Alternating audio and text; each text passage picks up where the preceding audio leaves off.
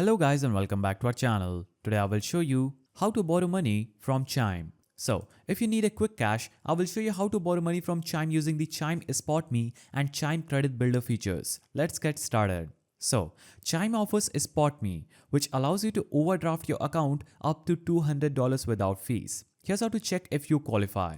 Open the Chime app, go to settings, look for Spot Me and tap to check eligibility. Now, if eligible, enable Spot Me and set your limit because Spot Me limits increase based on direct deposits and account activity. Now, if you need more funds, you can use the Chime Credit Builder card to withdraw cash. Transfer funds from your credit builder to your spending account and use your Chime debit card to withdraw cash from fee-free ATMs. No interest or credit check required. Now, some users may see the borrow option in their Chime app, which offers small personal loans. Borrow up to $500, repay in installments, and low fees and no hidden costs. I also have a tip for you. If you don't see this option, keep using Chime for direct deposits to increase your chances. And that's how you can borrow money from Chime in 2025. If this video helped, like and subscribe for more money tips. See you in the next one.